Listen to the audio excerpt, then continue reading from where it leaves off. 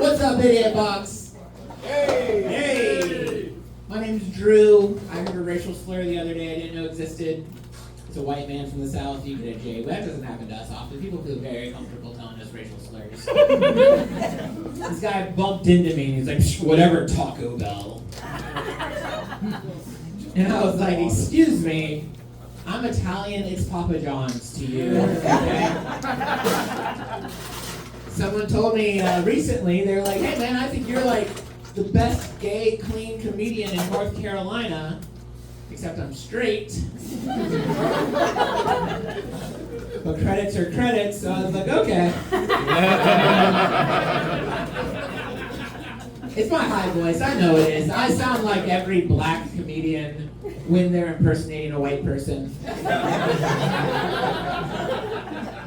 I've never met my biological father, but if I had to guess, I'd say John Lovitz.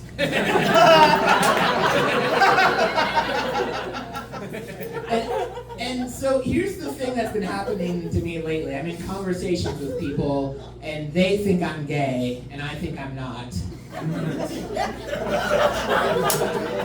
And then we have this whole conversation, and then I realize what was happening. So, like, I'll give you guys a perfect example. The comedians here, they'll tell you, like, if you're ever hosting a comedy club, your dream is that the headliner sees you, is enamored with your set, and is like, hey, come on tour with me. A few months ago, that almost happened. I was opening for this lady. Now, here's a couple things you need to know. First of all, spoiler alert, she thought I was gay just like you did 5 minutes ago. Also, there was like a language barrier because she was like 4,000 years old.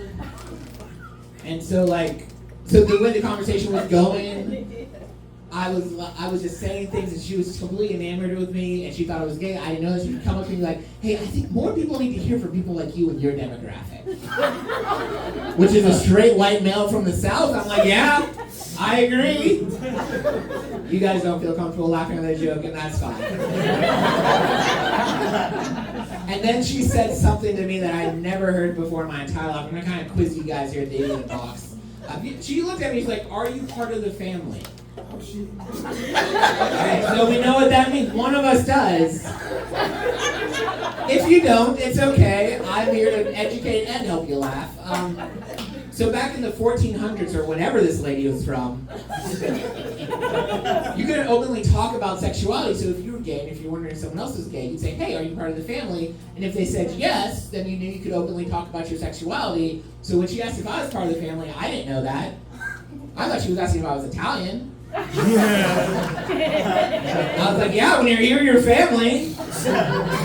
Oh man, she was taking my business card. We were picking up, picking dates for our comedy shows and stuff like that. And then I finally realized she thought I was gay. I was like, oh, I'm not gay. And then she instantly lost interest in me. Not the first time that's happened with the ladies, might I add. And then she gave me my business card back and she said, well, call me when you suck a dick and I'll take you on tour.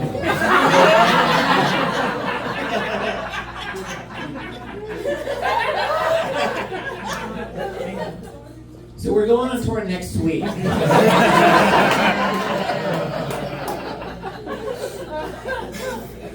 Didn't really think this would transition out, but I was a youth pastor for 15 years before I did stand-up comedy. And so it's weird to tell people you used to be a youth pastor. They're proud of you when you say you are a youth pastor, but when you said used to, they're like, why used? What happened? So let me get this out of the way. The two questions you all are wondering. Yes, I still believe in God. And no, I didn't do that.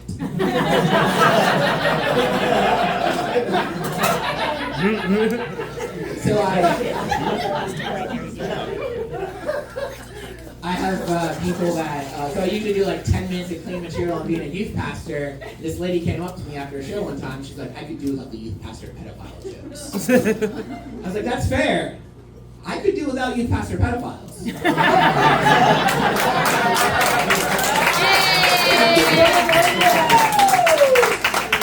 I'm going to tell myself you guys are applauding that good joke and not like that you're decent people that are like, we're anti-pedophile too. But this does seem like a safe space for my most disgusting youth pastor joke. Can I give it to you guys? Yes. Okay. So years ago, so as a youth pastor, sometimes I would have to like give devotionals to like middle school groups. So for example, I was in a middle school boys' locker room teaching them about Jesus one time in a football halftime show. And as I was doing this, one kid in the back was masturbating with his penis. Is it weird that my first thought was, I'm so good at this, that this child is confusing hormones with the Holy Spirit. And this is, I didn't know what to say, so this is what I said. I said, excuse me, sir, are you going to finish or can I? No. You guys have been great. I've been really